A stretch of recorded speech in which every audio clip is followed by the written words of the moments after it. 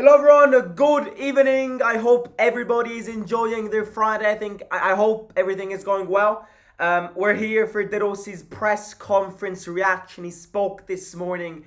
And look, I'm going to tell you it again. The more I listen to De Rossi speak, the more I find him a very intelligent man. I always knew that he was not just an intelligent man, but somebody who follows his word. And the more I listen to his press conferences, the more I agree with this statement. He is one hell of an intelligent man. He knows what he's saying.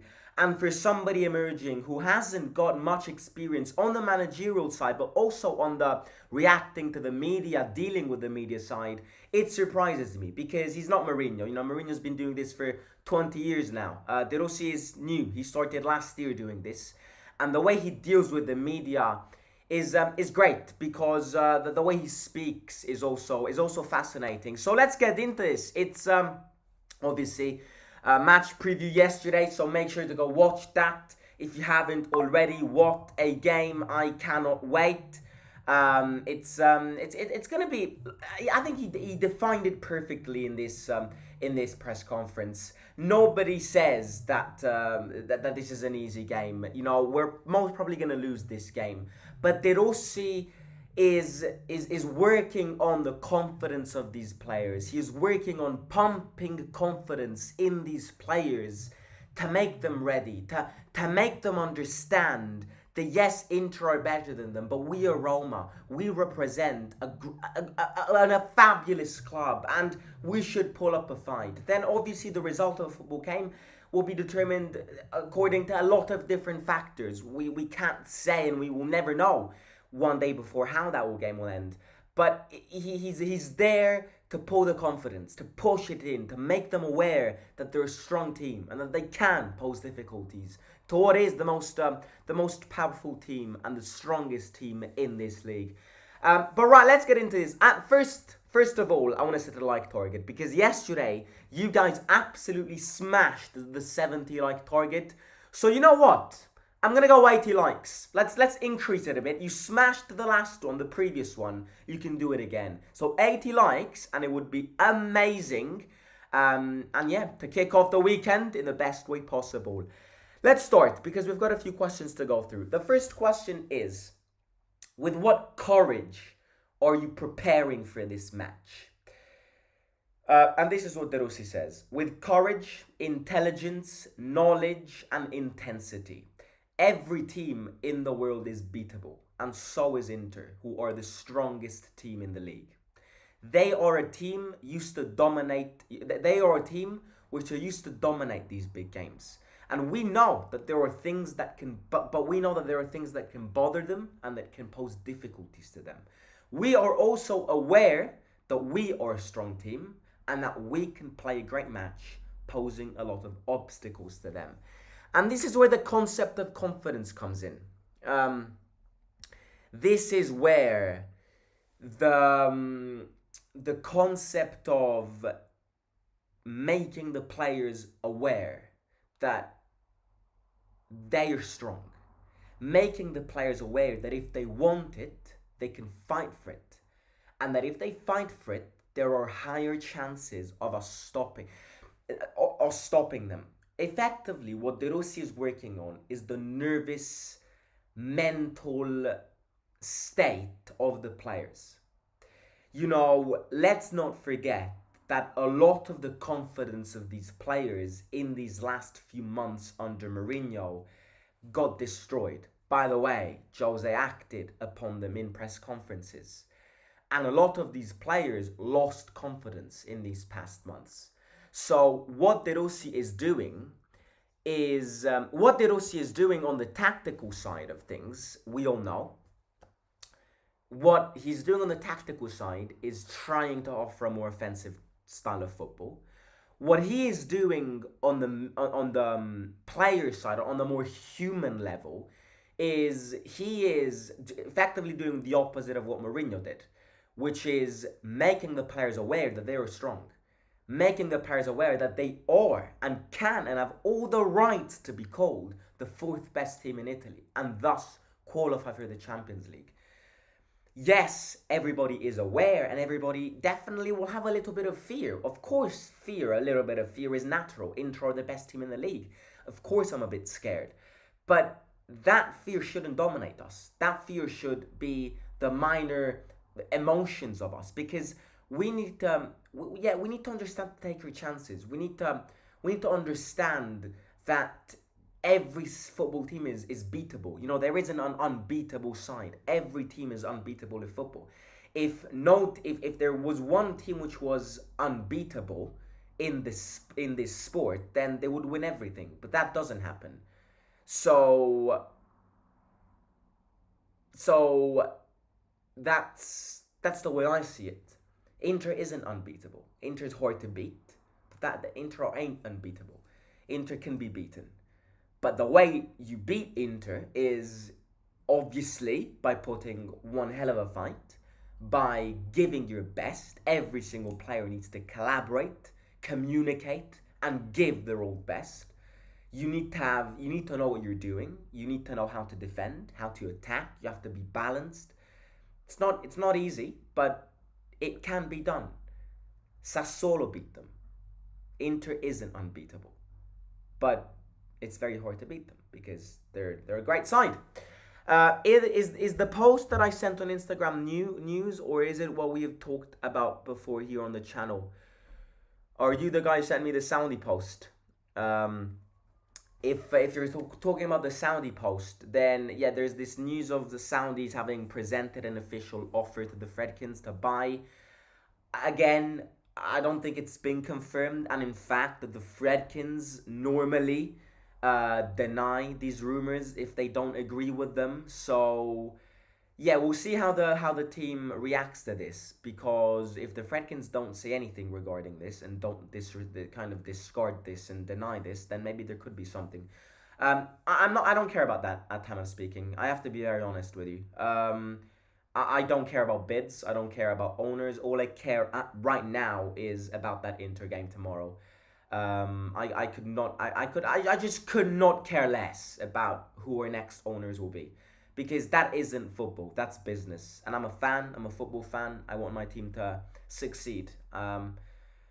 Yeah, us fans will never get a say and will never contribute in the business side of our football team. The one thing that we can do to support our team is to be at the stadium, tune in every weekend, never abandon them. That's what we can do. What goes on around the business side, offers coming in, Saudi, we can't do anything. We just need to wait and see what happens. But if the news does evolve, then of course we will talk about it on Roma Theory. Right. Question number 2. Tomorrow. Cheers, everybody. Tomorrow will also be a particular challenge for Romelu Lukaku. In the first leg, he was booed and challenged. What match do you expect from him this time? And do you think he could have an extra power or an extra energy due to the fact that he is playing against his old side? I try to separate the emotional aspect from the football one. For me, it would be enough for Lukaku to play the same game he did against Cagliari, because he played for the team, he started the most important actions for a team, and he shot in goal 5, 6, or 7 times. If he shoots on goal and on target 5, 6, 7 times per game, he will score a lot of goals. Sometimes you play against your former team, and sometimes you have a great match, sometimes you have a less positive match. And it seems like you suffer from the environment, but instead, it's just that you face a strong team. So De Rossi doesn't believe in this call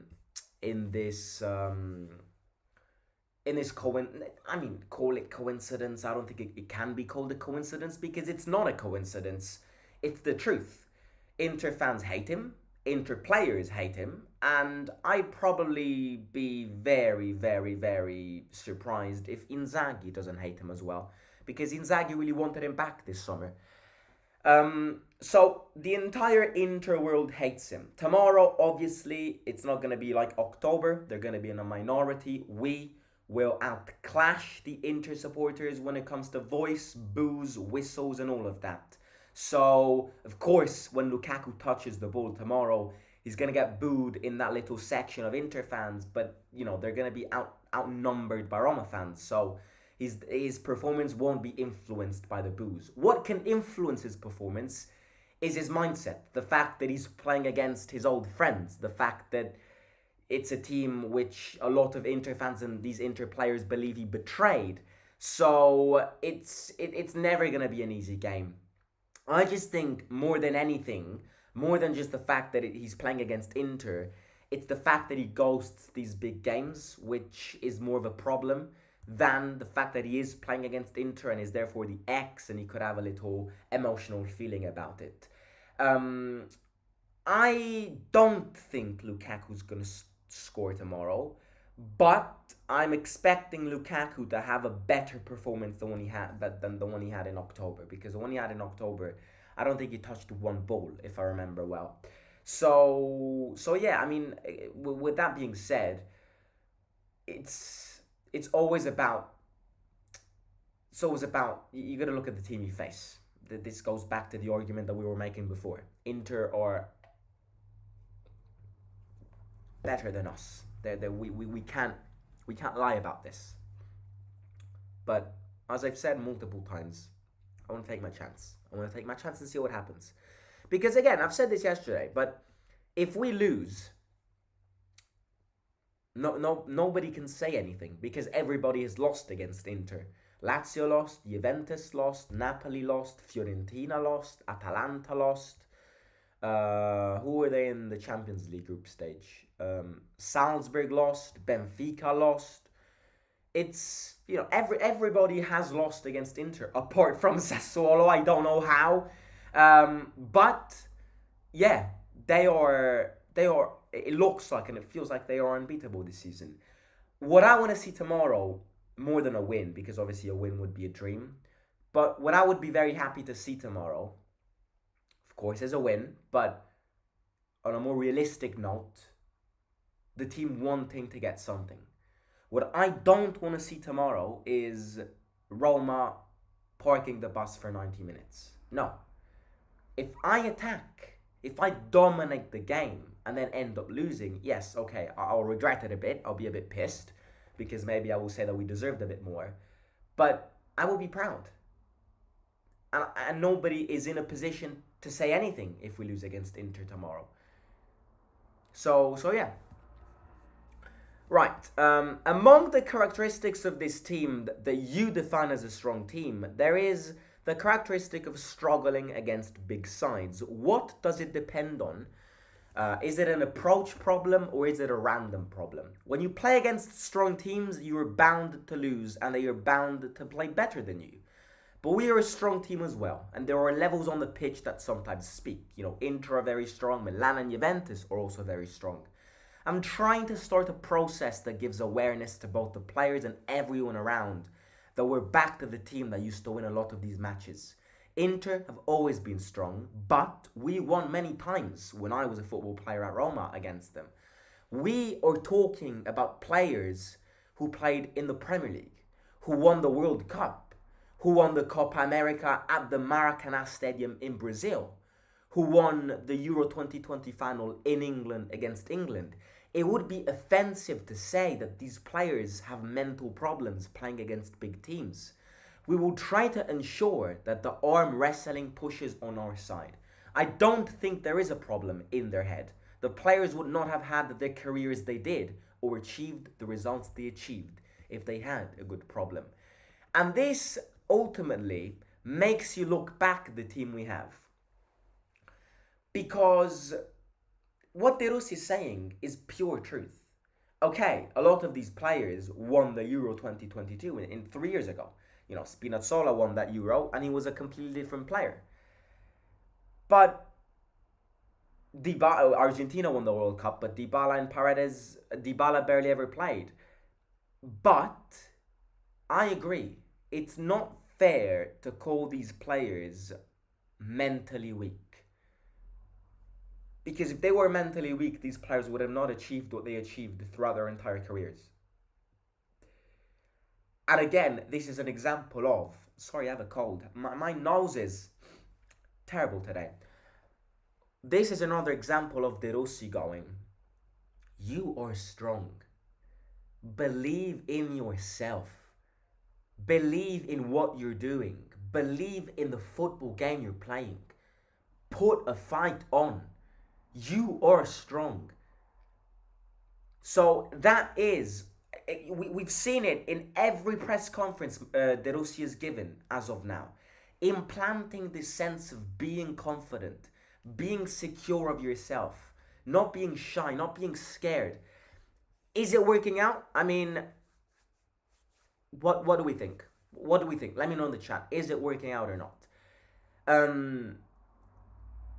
There is a problem, no doubt. There is a problem also. But I also think this question is a bit dumb to be asked at De Rossi, because De Rossi wasn't the manager when we lost these big games. So, of course, the players and the team remains the same. But, you know, it's unfair to ask a manager about football games of the past. Why would De Rossi even be tempted to answer this question if he wasn't the manager when we lost against Inter in October or against Bologna back in December? He wasn't there. So why are we asking these questions? Is it to distract the attention? I'm not sure. Maybe, but yeah. Right. Then a very interesting question about injuries. Renato Sanchez is going to be on the bench, was on the bench against Cagliari, and is going to be on the bench tomorrow. And Smalling, obviously, is going to restart from the bench and get a call-up tomorrow. How important can Smalling's return to his defense be? And if Sanchez was purchased in the summer as a fundamental element for his pace, is this the same? Do you think this too? It's a fundamental, yeah, Smalling and Renato Sanchez are fundamental elements like all the other players in my team. Since we have many games ahead, everyone will be useful, and the physical distances they have with their teammates who have trained with us, very little, are becoming uniform and reducing.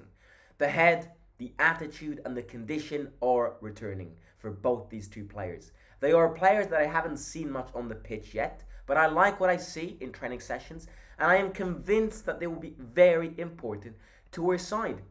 I'm very excited to be Smalling back, to see Smalling back. Very. I'm very interested. I'm also interested to see in the physical condition he's in, because it has been a while. The last game he played was against Milan. So no doubt, no absolute doubt. I'm curious to see him. I'm also curious to see Sanchez. Do I think both of them are going to get minutes tomorrow? Depends on the game. Smalling might get a few minutes if we miraculously are in a lead and then want to defend and maybe want to put more experience in. Renato Sanchez, I think, will get subbed in if we need that intensity that he guarantees. I don't think they will start, but as De Rossi said, in the future, we're going to have more games. You know, you look at Feyenoord on Thursday, Europa League kicking back, Frosinone next Sunday. We've got a lot of games coming up with Europe coming back. So the more players we have available, the larger our squad depth, the better. It is. It's a law of football. It really is. Right, and then the last question is... this is the, not emotional question, but this is probably the most humane question from asked to De Rossi. After Roma Cagliari, Ranieri said De Rossi is predestined. Today we read articles about you being described as a predestined. Who do you think Daniele De Rossi is right now? What and who do you think Daniele De Rossi is right now? For me, the term predestined does not exist. I want to do this job, and by chance I found myself in the place where I have been dreaming of my entire life. I will try to do it to the fullest without paying attention to labels. The fact that I arrived here may be a coincidence, but it is also an important sign for me that allows me to interface with a part of football that I know, a city and a fan base which are part of my blood. Therefore, I almost feel more at home where in theories is more difficult than where the level is lower. So what he's effectively saying here is, I am living my dream. You know, being the manager of this football team is in some ways it's harder because you've got more pressure, you've got a bigger team, and obviously you've got bigger ambitions than what Spal had last season. And on that side, it's hard for an emerging manager. You know, we've said this when De Rossi was appointed. This challenge for De Rossi is a risk because if this challenge at Roma fails, then on his managerial CV, he will have two failed managerial experiences out of two. And that can limit the attraction that you will give in other tournaments, in other teams wanting new managers. So this is a risk. This experience can ultimately burn De Rossi down as a manager. But his heart is what prevailed here. His blood, his sense of I belong to this family, I belong to this city. And it was just impossible for me to say no in a moment of difficulty of my football club, in a moment of difficulty of the team I support, and in a moment of difficulty of the team that, as I just said, I love. It's my team. How can I possibly say no? So yes, okay, I am predestined because I'm an emerging manager. But I would also say that this experience is easier than other experiences for Daniele De Rossi because he knows the fan base. He knows what it means. He knows what Romanismo is. Romanism. Living, breathing these colors, this blood. You know, it's not easy. And this is why the only possible candidate of having replaced Mourinho was him. Because put any other manager in De Rossi's seat. Try putting any other manager in the current seat, replacing Mourinho, a team which you don't know, a fan base that you don't know. Roma gets a lot of mediatic pressure. Imagine dealing with that. De Rossi is the perfect fit to replace the big name. And I also think what De Rossi is trying to make us understand, because I see a lot of journalists here go, he's predestined. At the end of the season he will leave. And that can be the case. But what De Rossi wants us to understand, that from when he signed that contract the 16th of January to the end of the season, he is going to fight until the day he dies to remain a Roma manager. That's something which I don't think a lot of fans and people have accepted and understood. Oh no, sorry, I thought I had a graphic and it disappeared. De Rossi wants to stay here. De Rossi wants to stay here forever. Because this is a different scenario to another manager. De Rossi wants to stay at Roma until the day he dies as a Roma manager. And this is something which I don't think a lot of us have understood. We all see De Rossi as, oh well, in June he'll leave. Are we sure about that? De Rossi is going to give his heart to stay here, to sacrifice to stay here. Responsibility, work to stay here. According to De Rossi, this isn't a 6-month experience. According to De Rossi, this is a chance to stay here, a chance to be part of the second cycle of Roman history, because he's already written history as a player, now as a manager. Then what he says is, I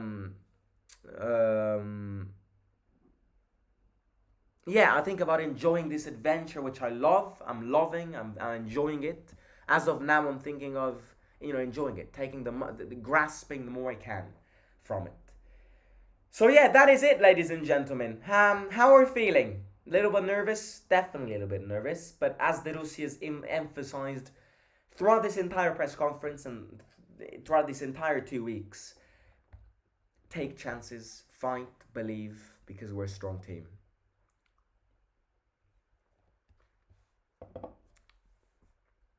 Y'all seen that baddie who joined AS Roma's women team? Alea Pilgrim, what a girl that is. I mean, that was pretty weird, but yeah. She is pretty hot. I mean, we gotta admit that. She is pretty hot. I mean, not pretty hot. She's very hot. Anyways, let's if Roma wins tomorrow, which we will do, keeping De Rossi change. To everyone watching or listening, let's push the like button. Thank you, mate, for the support. As always, like target of 80 likes today. You smashed the previous one. Hit the like and let's get 80 likes all together. Mourinho called the Europa League with us the greatest moment of his career, and the worst one is losing the final. Man, I miss Jose. Once a Romanista, always a Romanista. Yeah, absolutely. But I've seen that interview as well. But let's not forget that that interview was recorded before he got sacked. That interview was recorded 2 months ago. So I have no doubt that De Rossi's relationship with Mourinho's relationship with the fans will forever be eternal. But the Mourinho's relationship with the players and with the ownership definitely isn't the same as 2 months ago. It is definitely worsened. And that, scene of him leaving the ring that everybody gave to him after we won the Conference League in Pellegrini's wardrobe locker and said, return this to me when you become men. That's heated. That shows you, if it is true, but I think it is true because it has been confirmed by many sources, that shows you that the team and Mourinho didn't leave on great notes. The fans and Mourinho left on immaculate ways, but the players in Mourinho and the ownership in Mourinho, I don't think they left on a perfect note. 3 points, a must win if we want to challenge for top 4. We play at home and let's do it, boys. No doubt that we need to believe in it, but say that this is a must win is definitely a bit overhyped.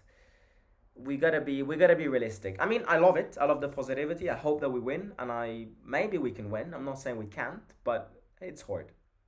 I'll be very happy with a draw. I think Llorente more than Smalling, says Kevin. I like Llorente more than Smalling. Who do you think is better, Smalling or Llorente? Better, definitely Smalling. I agree. Awar needs to play more. I completely forgot about Awar. I don't know about anybody here, but I completely forgot about Awar. I don't mean to be negative, but we're not winning, says Cronky. Sorry, but I'm afraid of Llorente. He's not always comfortable with the ball, says a boy. Didn't Didier defeat Inter 6-2? Don't remember that. Llorente is so dodgy, it feels like he gives away a pen every game. Llorente and Ndika are great defenders. I miss Ndika. I wish him all the best tomorrow, but I want him back because tomorrow's game would have been a perfect game with Ndika on the bench. Right, let's end this. I'm gonna catch you tomorrow with match reaction and stadium vlog. Very busy Saturday. Very busy. Also, I cannot wait. Today I got the official confirmation that I'm going to change this entire room in a few months. I'm going to completely rebrand this room, completely change the layout, the structure of it, because it's time to change. So obviously in a few months' time, the setup behind me will also change because my entire room, it's gonna stay the same in the sense that it's gonna be here, but the layout is gonna be very different. In fact, I'm gonna start recording videos over here because in the new layout, the table is going to be all the way here. So you're going to see that wall over there behind me. So I cannot wait. Little life update with Simo. But yeah, I cannot wait, ladies and gentlemen. I really can't. I'm a bit nervous, but I believe. Let's take our chances. Let's do it. Let's do it. Let's do it. Daje Roma daje, as always. And yeah, enjoy your Friday. Don't forget to hit the like. 80 likes is the like target today. So yeah, please do smash it. Subscribe to the channel if you haven't already. And follow me on Instagram if you're curious to follow me on Instagram. And yeah, talk to you very, very soon. Cannot wait. Forza Roma, Forza Roma, Forza Roma. Cheers again.